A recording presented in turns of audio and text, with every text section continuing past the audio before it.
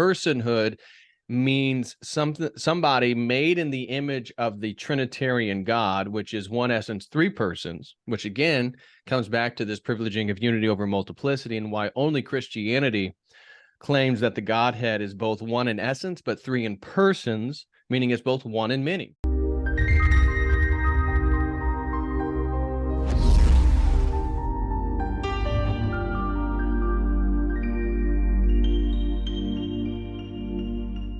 So welcome everybody to the third episode of the Baptizing Philosophy podcast. Today I am here with David Patrick Harry of the Church of the Eternal Logos channel. I'm really excited to do this talk with him about the main topic that we're going to talk about, at least initially, is the self, what it means to be a self, how Christianity understands the self, how it differs from different conceptions of the self in modernity. We may even talk about psychedelics and stuff, because that's something you've talked about on your channel, and I'm pretty interested in it. I like to read through the Reddit psychedelic experiences, and it's actually pretty interesting when you're reading it from a Christian perspective, and you're like, oh, some of these people are experiencing delusions, some of them have literally gone to like some state which seems like hell, very similar to something like hell. It's really interesting to me. But actually, first of all, I kind of want to talk about your recent debate with Spiritman, because Hegel's a guy who I mean, I haven't read too much Hegel. There's a few videos on my channel about Hegel. I'm more of a Zizek guy, and Zizek is obviously a Hegelian, and but what's interesting about that Spiritman thing is, like, for Zizek, he takes an interpretation of Hegel, which is basically the opposite of the interpretation of Hegel you'll find from someone like Bertrand Russell, or these other people who read Hegel as like, I have the totalizing system of absolute knowing. Zizek takes a totally different opinion, which is that, like, oh no, Hegel actually is trying to argue that you can't really have absolute knowing, and then absolute knowing is just recognizing that you can't have absolute knowing. And that's just to say, the thing with Hegel is he's probably one of the only philosophers who you have people who call themselves Hegelian with literally the opposite takes on what he believes. And then one of the big things with Spiritman, which you kept bringing up, was like, he had like a particular understanding of Hegel that, and you were saying like, well, which camp do you fall into? And then he's like, oh no, I don't fall into any of those camps. And then he kind of seems like he was trying to argue that he had finally discovered the true Hegel and all this stuff. But I just wondered, like, how was it?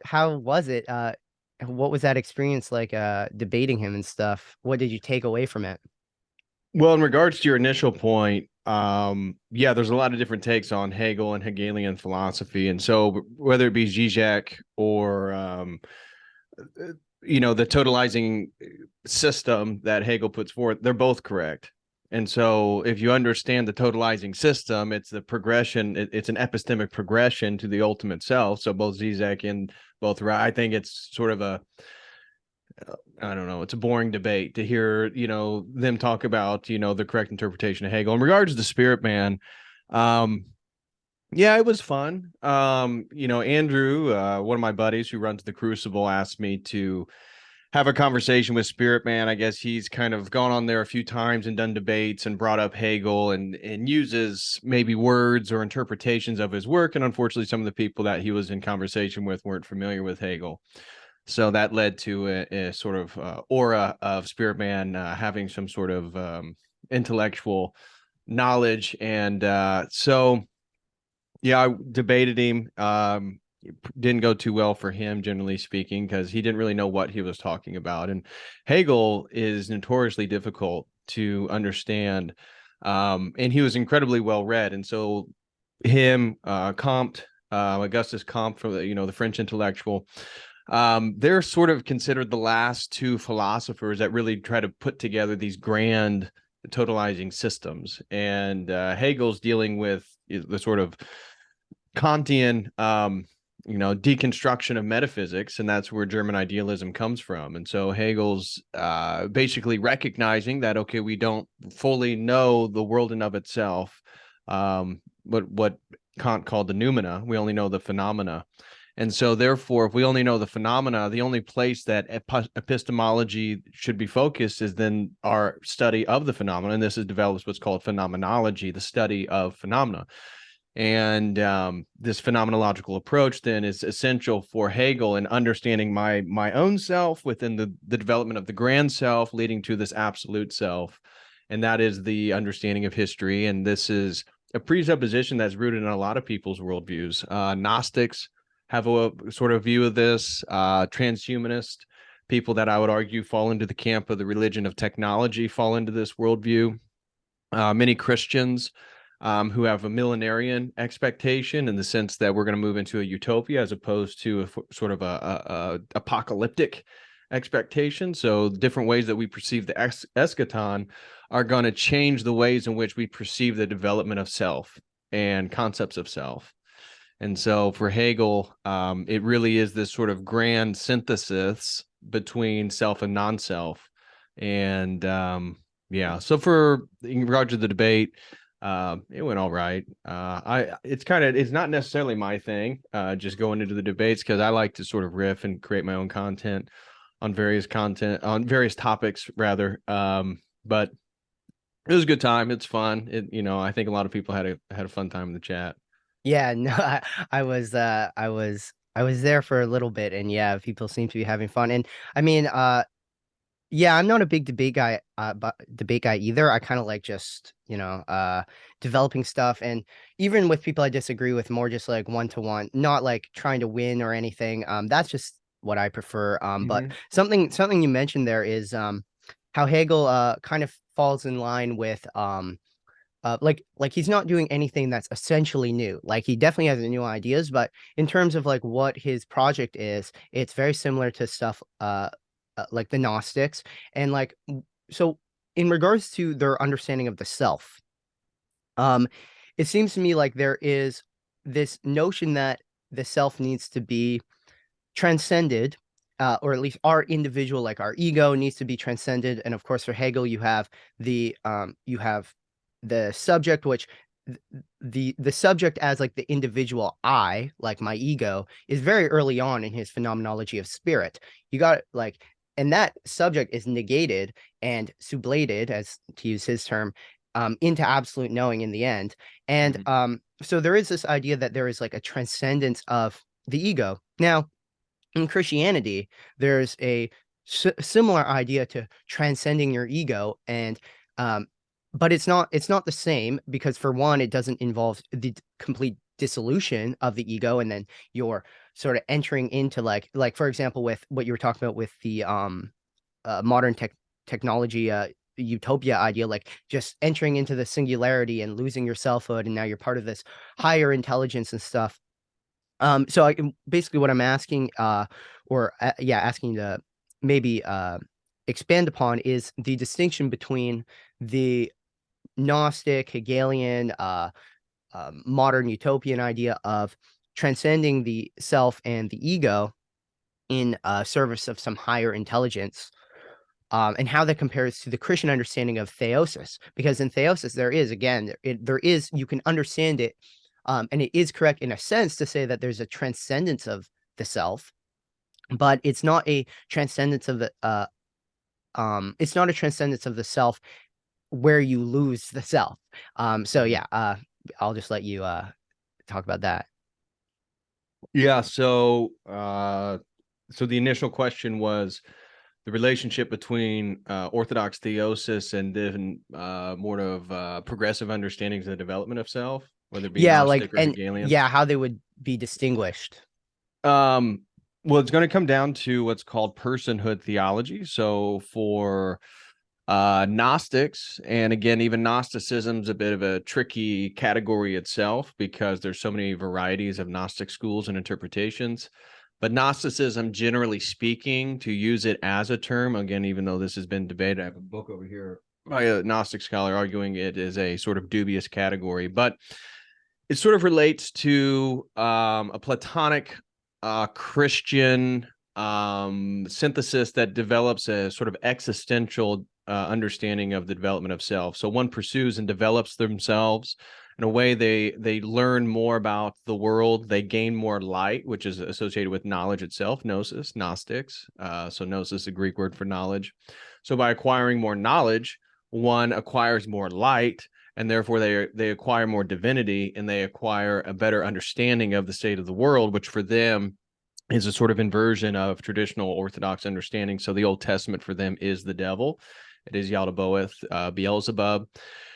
And Christ is a figure who came here to sort of penetrate the detritus of this sort of inverted, bastard creation of the world, and so that we can then understand this process. And so, therefore, we're all supposed to become like Christ. This is reminiscent of even like New Age understandings of Christ consciousness. But the point in how Gnosticism and Hegelianism would line up is this understanding that the self is something that is developed over time, and it's progressively gaining more attributes, more divinity. For Hegel, his whole thing was about conceptual understanding. What the self, I mean, even within German idealism, what the self was debated. So Fichte, it had to do with morality. You had Schleiermacher, it had to do with religious experience.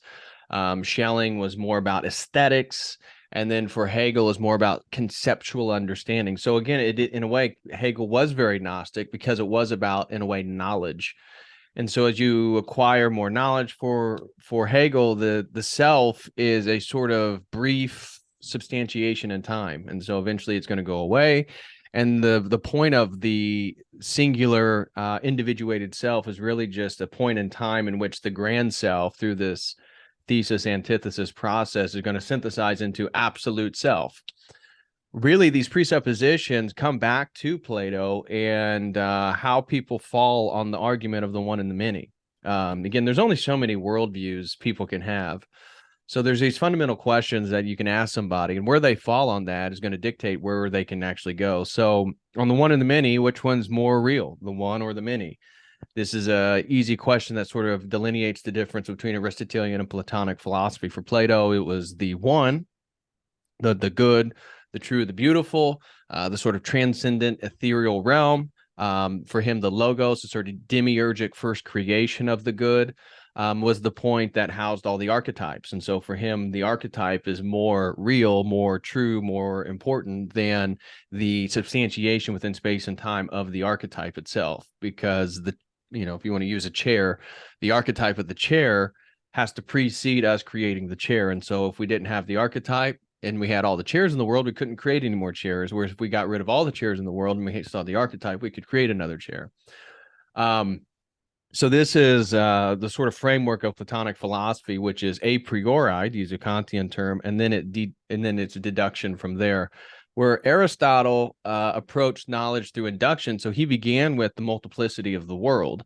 And so this is just a subtle distinction between Aristotelian and Platonic philosophy. Aristotle does induction and then deduction, and then Plato does a priori truth claims and then deduces from there. However, one of the common themes really within contemporary spirituality, most world religions, is the privileging of unity over multiplicity. And so this would be true for, there's variations of Catholic theology, but Thomistic theology, absolute divine simplicity, Islam, Neoplatonism, New Age spirituality, Hegelian philosophy, most Gnosticism would privilege unity over multiplicity in the sense that God is pure unity and that we are then in a progressive process, or there is a process in which we're all going to move back to pure unity. And so multiplicity exists, and maybe it's not, they may line up differently on how bad or less pure multiplicity is than singularity, but there's a presupposition that the many is lesser than the singular, the one. And so this is resolved in Orthodoxy, which part of the beauty of Orthodox theology, which is distinct from what we would consider Western Christianity, is that it resolves many of what is called dialectical philosophical tensions between these categories, where when it comes to the self, We do not perceive the self as something that needs to be dissolved or transmutated into the singular process of the grand self, the cosmic self, cosmic consciousness, God, whatever you want to call it. But because we are then made in the image of God, we actually maintain our identity even into eternity. So those who believe that we would go to heaven, even though we are created entities, it would, because we're made in the image, it's this idea of personhood. And so person is a different, again, we're talking about Orthodox theology. So even though I'm saying person, try not to think of it as some general secular understanding of just like a voting person or a person with rights. We mean personhood means somebody made in the image of the Trinitarian God, which is one essence, three persons, which again comes back to this privileging of unity over multiplicity, and why only Christianity claims that the Godhead is both one in essence, but three in persons, meaning it's both one in many. Pythagoras talked about how three was the first number of multiplicity. So the Trinity itself, we understand it is one essence with three persons, persons being a divine category, us being made in the image, acquire personhood from being made in the image of God. And in the process of having a personhood, we can participate in these uncreated energies, which are natural to the persons of the Godhead. And so these uncreated energies would be like truth, logic, reason, compassion, mercy, understanding, honor, glory, all these things that you can't touch, but we all know are real. And these are things that animals cannot participate in. Language would be another one of these. Mathematics could be another one of these.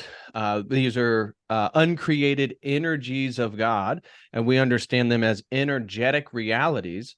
And that you and I, we just met. This is our first time talking, having this conversation, and we as persons are getting to know each other through energetic processes. So the way I move my hands, the way I talk, how I dress, the tonation of my voice, these are all energies.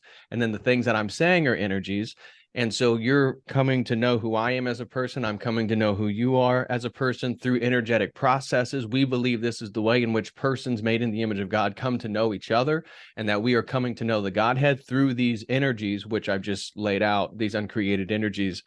And so our goal then is to embody these energies, and this is lined up with a doctrine of the Eastern Orthodox Church called Theosis, which is a central sort of theological category that differentiates Eastern theology from Western theology.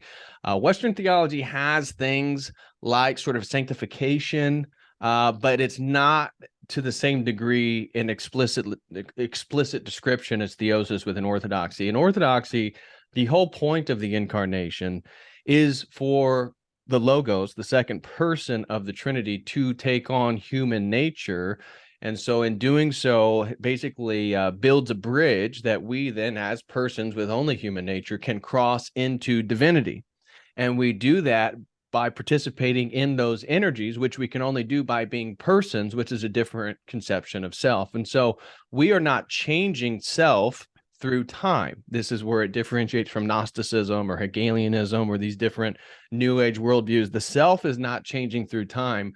The self is the same, but the self is being divinized and becoming more like God through this process. So then how we understand this is that it's the full unification of the one and the many. We maintain our multiplicity, our unique individual personhood, but we are then being unified through an energetic process of theosis by engaging in those things that are natural to the Godhead, maybe not as natural to us as men and women. So this theosis process is really the fulfillment of the one and the many coming back to each other, but it's not that we're being dissolved into the Godhead. We actually maintain our personhood, because if personhood comes from the image of God, God can't destroy our personhood, because that would be a sort of categorical sort of error.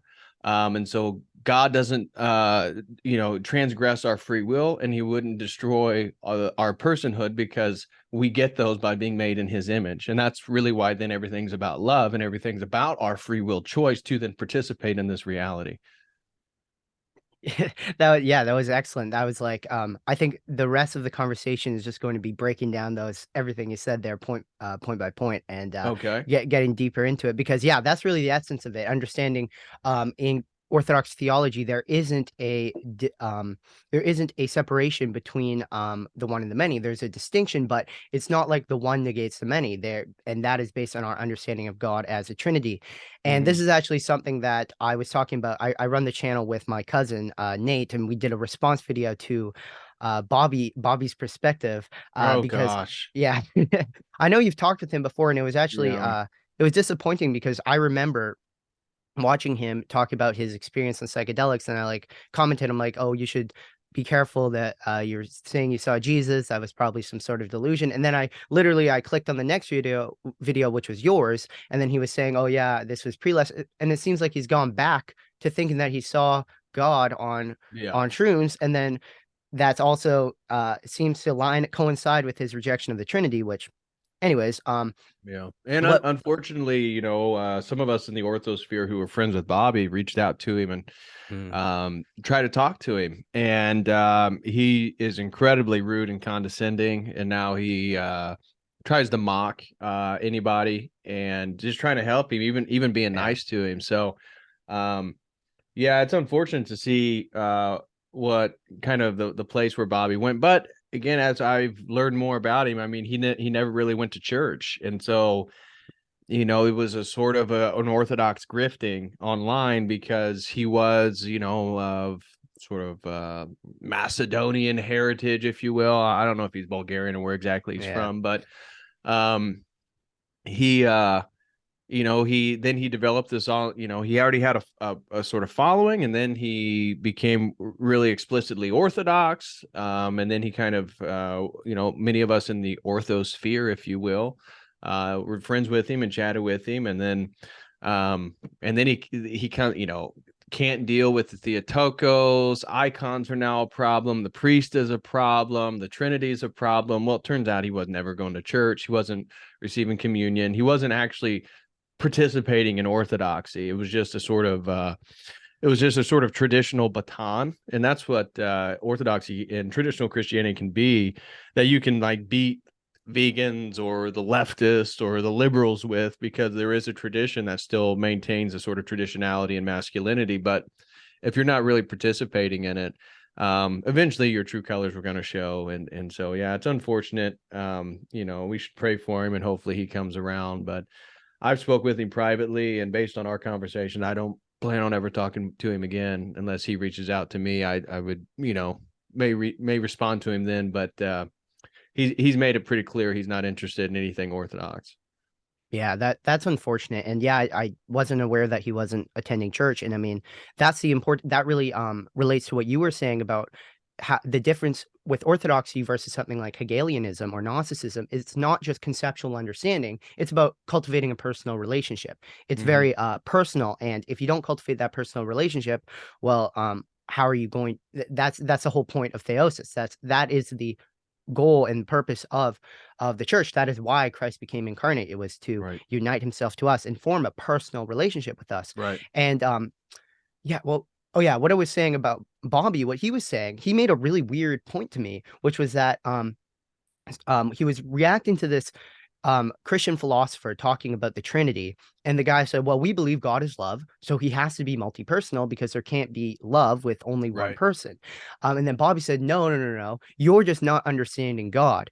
God can he can be love by nature. That was Bobby's claim while being unipersonal. Right. And I sorry, don't mean to cut you off, but I just want to sorry. speak onto that real quick, because right there you see an essentialist claim of God's essence of something. Again, Right, Orthodoxy is right. maintaining that love is an energy, Hmm. and love is a energy that's natural to the essence of what the Godhead is. But again, we can't. We're created. How can we ever say something about the essence of God? That's just ridiculous. Yeah. And so that idea that God would only love himself, which is part of like the Neoplatonism. So a Platonic Hmm. understanding is the good, the good, the true, and the beautiful. God, goodness, ultimate goodness is all of the emanations, all of creation is coming back to him for him to, and they would say, well, this is due to love. Well, that would only be self-love.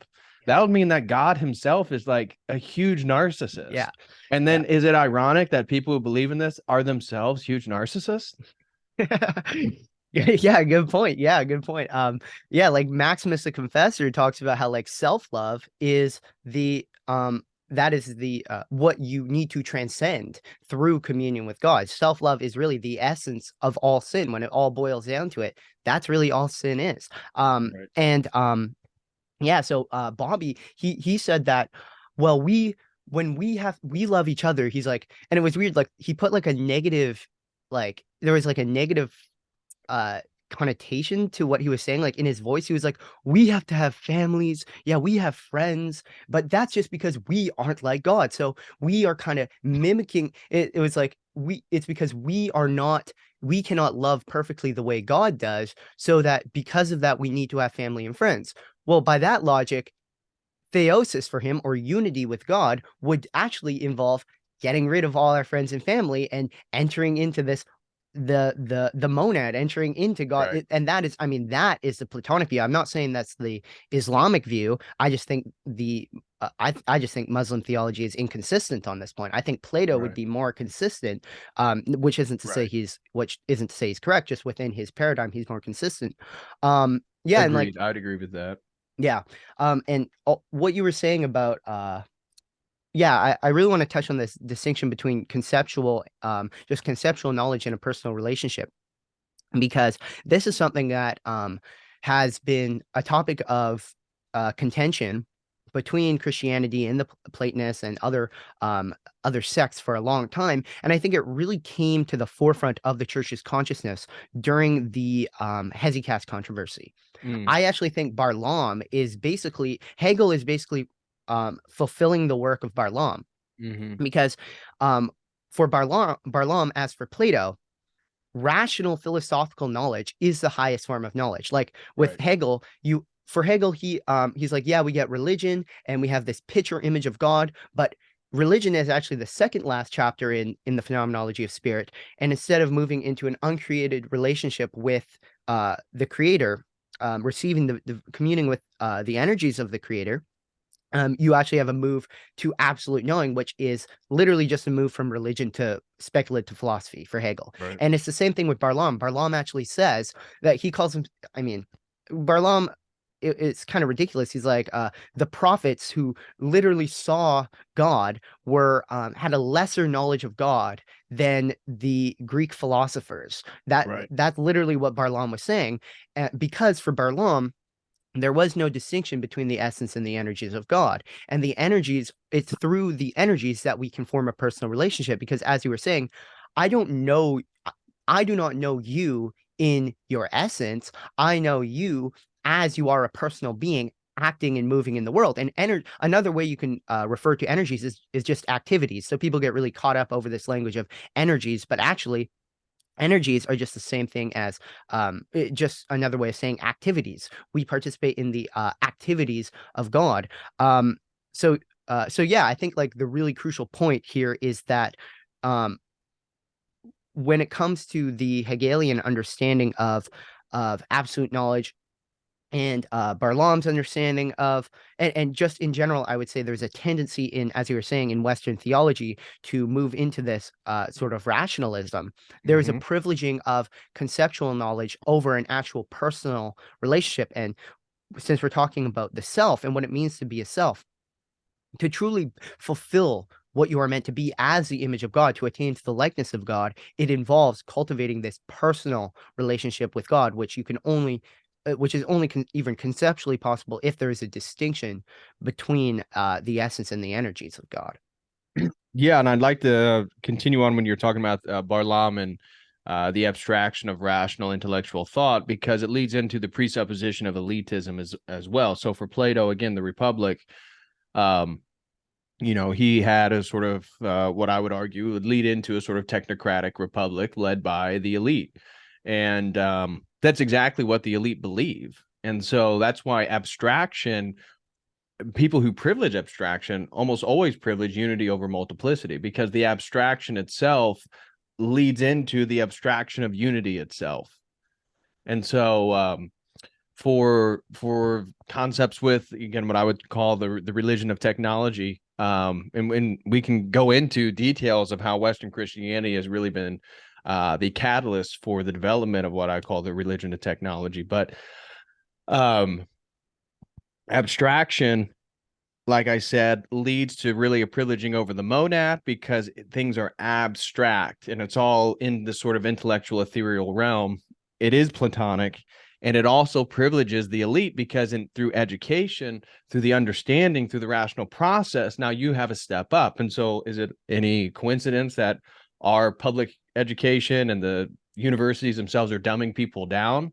No, that's a deliberate intention because of this presupposition that actually intellectualism is the thing that leads us to divinity. And so what is the divine aspect of man is a central question, another anthropological question on how people are going to fall on this divide. And so if it is the mind, well, then you're going to privilege rationalism, and actually you're going to privilege the disembodiment, because the matter itself and the body is something that's a sort of detritus that's holding the mind itself back. That is it, and you would see this in sort of docetic Christologies, because the incarnation, God being fully man, is a sort of illusion because all this matter, this is just yucky. That God wouldn't have any of this stuff. And so the same people that believe that we're going to merge in with machines and we're going to get rid of the body, the disembodiment of man is the liberation of man's divinity for many of these people. And so the incarnation, again, resolves that tension. We're not trying to run away from embodiment. Christ, God himself, fused these two realities. And so the logos, being the eternal word of God, which is non-physical, also chose to, through kenosis, self-limit as a man inside space and time, which he himself constructed. So there's not a tension between matter and non-matter in our Christian Orthodox worldview, but within Christianity, this has been a central problem. Again, one of the books that I just finished, it's over there. It's called The Religion of Technology by a Marxist scholar called David F. Noble. It's actually a really good book. It's published in 1999, and it's describing, now, again, it's a Marxist scholar, so he's using a sort of critical theory, looking at a sort of, the oppressor-oppressed narrative. And so he's arguing, which he has a very general understanding of Christianity. And so he's talking about a tradition that really gets going out of the scholastic and monastic traditions of Western Christianity, Catholicism at that point, that reinterpreted Adam and the Garden of Eden as the Edenic state in which history itself was moving towards. And so the New Jerusalem for them was a return back to the garden. You can see it's sort of a circle, sort of a monad, which is a presupposition that's going to lead to many other worldviews. And so for them, technology is the ways in which we then move back to Eden through the fall. And so therefore, many monasteries, some of the Cistercians, the Benedictine monasteries during the medieval period, they began to develop this theological concept that man was going to move into the Garden of Eden, become Adam again, move back to a perfected state of mankind through technology and through the use of technology and through his mind, which is his intellectual gifts, which is where his divinity is. And so that you see would eventually lead to Descartes. And then you have the Cartesian split between the body and mind. This eventually leads through philosophy, Western culture, all this different stuff, into, British empiricism, progressive thinkers, Hegelian understandings, that history itself, again, it's moving towards this grand synthesis. They may talk about it in various ways, have various different philosophical nuances, but this presupposition led itself to, even the NASA program, and Werner von Braun was a born-again Protestant Christian who, again, believed that NASA was in fact doing this, that they were bringing about, moving us back towards a sort of divine state of mankind. You can see this with the technology, with the artificial intelligence, that this is the privileging of the rational aspect of man to such a degree that it's about the disembodiment of man, which we believe is an ultimate heresy because God's already resolved these tensions. And so they don't realize that this underlying dichotomy and philosophical tension between these categories is a catalyst for an entire spiritual and religious worldview that reorients how we understand Adam, how we understand history. Now it's moving back towards a utopia as opposed to sort of the world being inverted and moving to a sort of apocalyptic collapse of man's powers that's going to return then to the New Jerusalem through Christ, not through us. We're not going to bring out about the New Jerusalem. Christ is. But when Christ becomes a symbol for us, now all of a sudden we are that process, as opposed to that process already having been done. Yeah, no, absolutely. It almost seems like it's a sort of all of these worldviews and the progression of modernity itself almost seems to be like a sort of de-incarnation of reality, like a worldview slowly de-incarnates because, I mean, the practical reality of the incarnation for us is theosis. So I think Mm-hmm. the crucial, and I think that's sort of why theosis was one of the first things to really go in this, as we move away from the United Church, which East and West both of one mind, and then really I think you can really, I know Jay has talked about this, and there's like a logic, there is an inherent logic to the way these heresies played out and the way the Western world slowly deviated from the traditional church's theology, where it's like and yeah, I think one of the main points here is that, for one, you get the rejection of the distinction between the essence and the energies, and then you can't really have a true uh, a communion between God and man. And that communion between God and man, that is the incarnation, and the incarnation plays out in our own lives through theosis, through our becoming divinized. And that's why I think even as early as, well, even earlier Well, than I would say it depends on what you mean by communion, because if you ask one of these people, whether it be whoever, again, various people in regards to the religion and technology, Joachim of Fiore was an incredible, what was believed to be a prophet, talking about the history of these ages. Um, but they believe in communion with God through the knowledge. mm, So the more that right. we learn about the world, the more that we understand, the more, like gene editing, the more we understand how the breakdown of the genes and how we can manipulate the DNA. This is the communion with God, because it is a perspective in which we're now sharing with God. And so it's this sort of Mm, intellectual perspective in which we commune and come together. So they would reject the idea that they're not communing with God. They say we absolutely are. That's the whole point of why we're doing this. And so right. it depends on then what do you mean by communion and how do we commune with God? Because with their communion, if you're born deaf and dumb, you're kind of screwed. But that's the point. That's why we don't commune with God through our intellect. Right. Some Right. people are given the gifts of intellect and mind, but that is not the de facto doorway in which we commune with God. Mhm. Yeah, that's a really good point. And actually, I was gonna say that you sort of see the well, what I was saying before, like the lack of communion um in uh in the Reformation, and what you're saying about the knowledge, like I think that's a good point. And I think I don't know if you'd agree, there's sort of like a connection here between the Reformation bringing about this new understanding of justification, and to the point where there's many Protestants who are like, oh yeah, once you just uh, I forget what their prayer is called, the something, so you just say a prayer, you confess that Christ is Lord, and you're saved. And that's what it means to be saved. It's just having this what ends up being just a rational affirmation in your mind that, oh yeah, Jesus is Lord, and that's what it means to be saved. But for us, that, like Jesus himself says, not all those who confess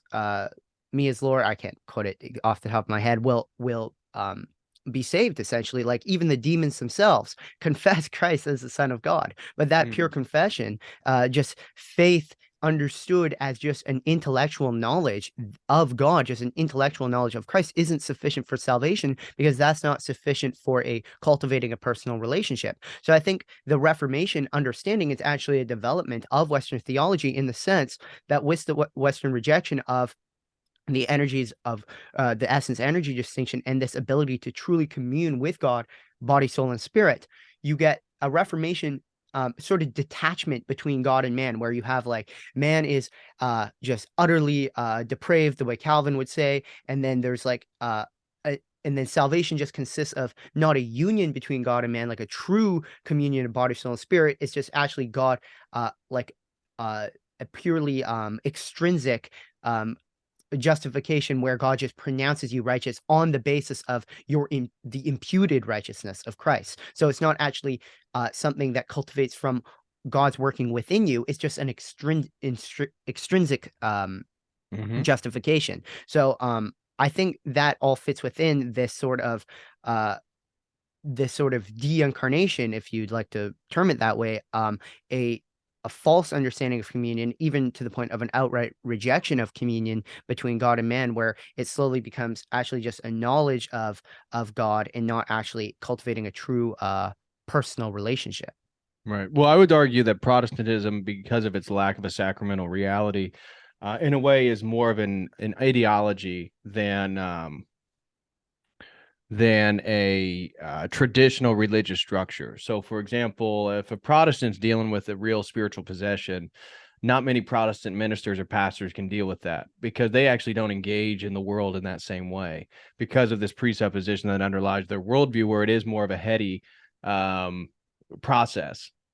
And so I think referring back then to how we engage with Christ through the literal Eucharist, and that it's all about the heart as opposed to the mind, which changes the anthropology, because in Orthodoxy we have a conception of nous, which is a sort of baptized understanding of the Greek understanding of mind, that it's really the eye of the heart. And so that's why if you do have Down syndrome, you don't have any less of a chance to get to the kingdom, as opposed to somebody who's, a great mathematician or philosopher or something, because it's about your heart. It's not about your mind. And that your mind is actually a sort of noetic process that is tied to your morality. And so your ability to see God is tied to the ways in which you live your life. And so the darker your nous gets, the more sin that you engage in. Yeah, you can still do math problems. You can still write out syllogisms and stuff like that, but there's going to be a depravity, to use a Calvinistic term, in regards to how you engage with the world and God, generally speaking. And so communion then for us is the embodiment of these energies. Communion for us is the Eucharist itself. Communion for us is participating in the life of the church. Communion for us is a lifestyle. That's why Orthodoxy, it's not an ideology, it's a lifestyle. It's a whole nother thing. And that's where, again, nobody is born again, has like a night day conversion and becomes Orthodox, because it's way more than just that. It's not just a confession of faith. It's not just an ideological position, but it also has all these different things because it is the truth. And so God can meet you wherever you're at. So for me, my conversion to Orthodoxy, I needed a full understanding of the entire theological system as a non-believer, before I could then become Orthodox, before I could actually open my heart and start to really commune with God through prayer and all this different stuff. Prayer is another way we commune with God. So communion is not a process which is done in the intellect. It's a process that's done in the heart, which is noetic. But it's because it's reoriented in the heart, the way that the apostles and I would argue Christ intended it to be. Now communion with God is open to every person who is a person made in the image of God, who has a personhood, because it's your heart, it's not your head. And once you begin to your head, you become disembodied, and that's where the archetype of the evil genius comes about, because you begin to venerate and worship your own intellect, as opposed to the heart, which is about empathy and a sort of servitude towards other people, which you can use your intellect for, no doubt. But if you just worship your intellect, you're just going to worship the way in which your intellect can be used to utilize your own ends and your own goals. Yeah, right, exactly. One of my favorite theologians is a Russian Orthodox. He's a philosopher and a theologian and a mathematician. He was like a polymath, named Pavel Florensky. And in his book Pillar and Ground of Truth, he talks about how rational knowledge will ultimately not get you anywhere necessarily in terms of union with God, unless it involves this simultaneous conversion of the heart and a true personal union, because rational knowledge ultimately doesn't require some sort of movement beyond yourself. You can just remain in your head and you can have all your ideas in your head. And as you're saying, this doesn't actually constitute a true union because true union is love. And that's why knowledge for us, true knowledge in the sense of knowledge of God, is actually synonymous with not well, I guess synonymous with love because love is that the love involves mutual interiority between multiple subjects, where it's not an absorption into one singular larger intelligence, but it's like Father, Son, and Holy Spirit are fully mutual interior to one another. So, as Father Staniloy explains in his experience of God, he talks about how the Father only knows himself in the Son because he gives himself fully to the Son gives himself back, and through this mutual giving, through this love, there is a perfect union of the two subjects. And there's a similar thing with us, which it involves this union with God where we actually enter into God, and that's what love is, that relationship of mutual interiority where the beloved and the lover and the beloved come together and they meet, they embrace. And that's what true knowledge is. That's how we actually know God. It involves this personal relationship, which is cultivated, as you're saying, in the heart, in the nous, not merely in the mind. So we could if you want to get deeper into that we can, but I'd also before we end I'd like to talk about Nietzsche and his understanding of the self and all this stuff. But yeah, do you have anything to say on that? On Nietzsche or what you just On said? oh yeah, on what I just said. Um, no, I think you pretty much hit it. Yeah, I mean that rationalism is a presupposition that sort of plagued the Western world, and that's really why we're in the state that we are. I mean, when we look at the technocratic elite and the world post the pandemic, it all just fits into the sort of paradigms that we're laying out here and the privileging of knowledge and intellect and the disembodiment and how communion has to do with love. And so when you're talking about love, I've heard it put by Orthodox theologians as well, is that to describe God's movement is to utilize the word love because God moves in love. And so love, not in the end, it's an energetic reality. So love is not tied to the essence of God. Love is the highest of energies that all the other energies are rooted in. Because, if you love truth, for example, for me, my pursuit of truth is what brought me to Orthodoxy, which then opened me up to another concept of love and this process of opening one's heart. But I just wanted to know what was true. And I wanted to put things to the test and learn religions and travel the world and have experiences and do different things. And eventually I got to this place where, I couldn't deny the validity of Orthodox theology, but love is this movement towards anything. So I did a whole stream on escaping the matrix and how Christ is the bottom of the rabbit hole. So no matter what conspiracy theory you get into, the Federal Reserve, it doesn't matter what it is. Why are you going down those paradigms? Why are you going down those rabbit holes? What are you trying to look for? And ultimately it does get back to love. If you start peeling the onion, it could be love for your family, love for the people you care about, love for yourself, love for what's good and true and beautiful. It doesn't matter. It ultimately is love. Everything's embodied in love. And once you understand that love is the highest, it's not the will, which will then move us into Nietzsche, Thelema, magic, all this other stuff, is what is the highest.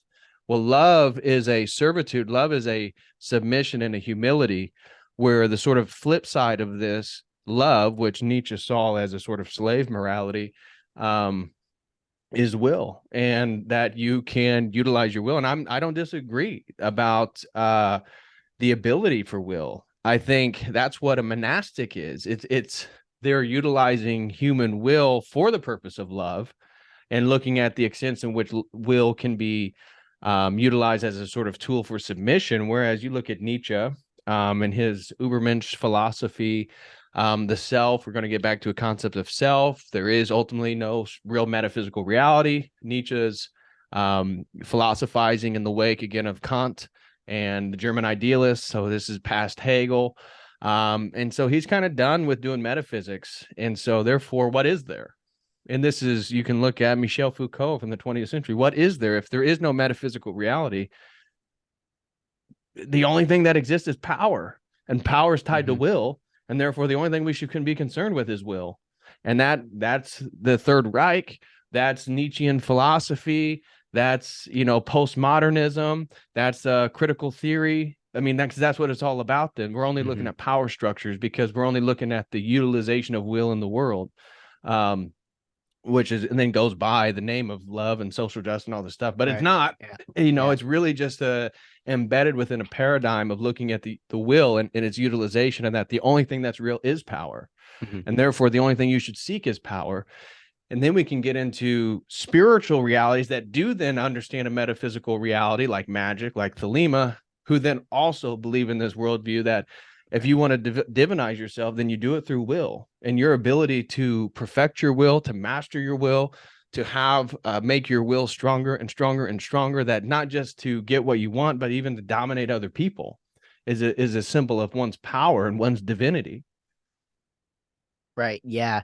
And I think something connected to this understanding of will is another idea Nietzsche had, which is he calls it perspectivism, or perspective, and how there is no objective reality for Nietzsche. Right. There's just different perspectives. And in the same way, there's just, and that's just because there's a bunch of different wills. We're all just these individual wills. And it's actually interesting to compare his understanding of the will to an Orthodox understanding of the will, because what it means to be divinized is to be because actually another name for the divine energies is the divine wills. This is actually more ancient language than energies. This is a language used by Dionysius the Areopagite. And it's like this the divine wills are and are all united, and they're all united in the one will of God. And there is this one will of God, which we are meant to, in our wills,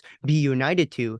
And that lining up our will with the will of God, that is what deification is. But for Nietzsche, there is no lining up of this wills. There's just a competition between the different wills. And this literally fractures reality into these multiple different perspectives and these multiple competing like life just becomes a competition. It's like Darwinian evolution. These are all connected ideas, right? And I think the last thing I'll say about that is the way Nietzsche describes the will in Thus Spoke Zarathustra is he talks about the metamorphosis of the spirit, the metamorphosis of the will, however you want to understand that. It's you have the camel, the lion, and then the child. Now, the child he refers to as a self-propelling wheel, and it's like it's the will that affirms itself, and in the face of all struggle it just affirms itself, and it's this constant affirmation of life, but there is no communion, right? It's just like an internal he believes there's like this internal power that we can use, and we can just affirm life without any support from anything transcendent. But actually when you actually look at this metaphysically, you realize that no, this is impossible. You will eventually exhaust yourself. You are not a self-propelling entity. You are an entity only insofar as you receive your being from God. You are created out of nothingness. That is why naturally every system, even just talking about physics itself, every system loses energy as it moves. So it's the same way with us. We are not these beings of infinite creativity, but with this understanding of will to power, which I just think is a false understanding of what actually the human is capable of. And it's interesting, you actually see that in Nietzsche's life. He had this very lofty philosophy about affirmation of life and all this stuff, but in his life he was clearly a man full of resentment I mean he was also just a weirdo. He would like apparently he wrote a love poem for Wagner's wife and then read it in front of Wagner to his wife. It's like he was well, just Nietzsche also proposed to a woman that was having threesomes with him and his friend, and she rejected him like 2 or 3 times, and then she left with his friend. And Nietzsche was a weirdo. And that's why he found his identity. He was gifted intellectually, and so he found his identity through his intellect. which then was tied to his will, and sort of, and that's what made him famous, of his criticism of Socrates and how he would go through the history of philosophy and have sort of unique critical takes of many people and um, different important philosophers. But he was also a promoter of vitalism. So he was not of the Darwinian school of survival of the fittest. He believed it was a sort of explosion of creativity, and that really the essence of life was creativity. And so therefore your will should be sort of performed through creative processes of both creating yourself and creating art and creating all these different things. And that that's really the only thing that is worth living for, is becoming a sort of ubermensch. Your will, it's not just to dominate people, it's creativity. And that's where in a way he was less scornful than, maybe just a pure Darwinianist, because they're not interested in creativity. It's really just about survival of the fittest and power and domination. And if you can, then you deserve to. Whereas Nietzsche, I don't think ultimately would disagree with that, but because of his take on what evolution was, he believed evolution was a vitalistic process as opposed to just a survival process. Right. Yeah. And I think the crucial point about his ideas about creativity is that, from our understanding, creativity comes from God. Creativity is Right. grounded in God, And that right? would be So, in one of these uncreated energies that, mhm, if we're truly creating in a good way, it's going to create more harmony, more right. beauty, more truth, more love. Exactly. Yeah. And without that, you get, for one, you get the fracturing, literally a fracturing of reality into these multiple competing perspectives, as Nietzsche calls it. Mm-hmm. And you also get, I just think you get, eventually you exhaust that, you exhaust your creative power, and that ultimately ends in, I would say, insanity. And I mean, that's exactly That's what, how he ended. yeah, that's what happened to Nietzsche himself. Um, and yeah, with that, that's basically all the topics I had written down, wanted to bring up. I think we basically covered all the essential points here. Do you have any things you want to add? No, man. I appreciate you reaching out and having me come on. It's a pleasure to meet you and chat with you. Yeah, Um, no, yeah. likewise. Yeah, this was a great talk. Um, is there what was I gonna say? Sorry. Oh yeah, where can people find you? What do you do? All those links will be in the description, by the way. Mm-hmm. But yeah. People can find me over at my YouTube channel called Church of the Eternal Logos, which is not a real church. For those who can't understand just how the internet works. Um, and basically, what I do is talk about logos theology, which is aspects that we've sort of been articulating here Mhm. today in regards to theosis and the incarnation and the nous. Um, this is part of a grander theology that we would just call logos theology, which is the Eastern Orthodox understanding of really Christ, the logos. It's, and really logos theology is one part of Orthodox theology, but I talk about a variety of topics, culture, life, masculinity, stuff like that. I'm also working on a PhD right now on what I would call the spirituality of technology, and looking and tracing this as academically as possible, and then putting forth and arguing for it as a new religious movement. Some people may not think, well, that's obvious, but academically, it has not been argued that this is Mhm. authentically a new religious movement, which I'm trying to say it really is. And then tracing the ideas, looking at the presuppositions, the paradigms, the ways in which it's interacted, the literature, the people who support it, and how it really is a religious, spiritual orientation towards the world. And so that's basically what I do: is I read books, I make streams, I write papers, and I lift weights. That's about it. That's basically all I do.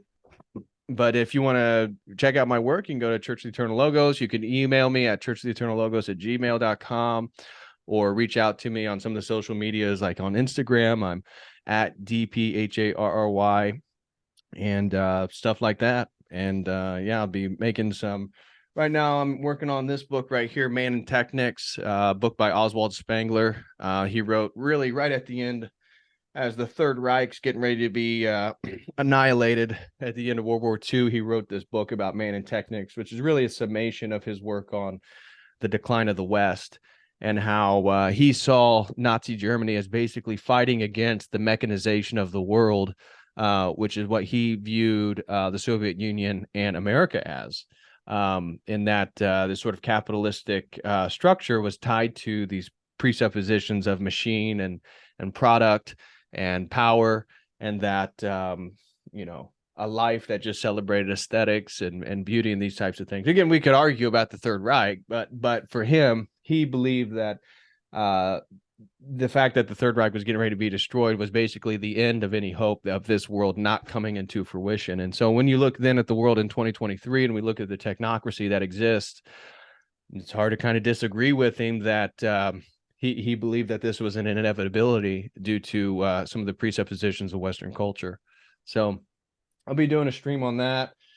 I was going to talk a little bit about I got wild topics. I got a whole bunch of topics I'll be diving into here in the future. I'll be talking about Islam. I want to talk about the threat of Islam to the West, not as a sort of, well, one, there's many ideological presuppositions, the privileging of unity over multiplicity, God as eternally creating, and then because of the sort of social structure of Islam, I think it's going to be a threat to the West, not like a military threat, but because young men are going to be able to become Muslim and they'll be able to marry virgins. So girls that aren't, posting themselves on OnlyFans or taking a bunch of photos on Instagram, that a lot of young Western men who feel disenfranchised are going to be able to convert to Islam, and they're going to be able to have access to things that they can't really get anymore in Western culture. And so I think this is going to be a domino effect that Andrew Tate is just the beginning of, that as we move forward in the next 10, 20 years,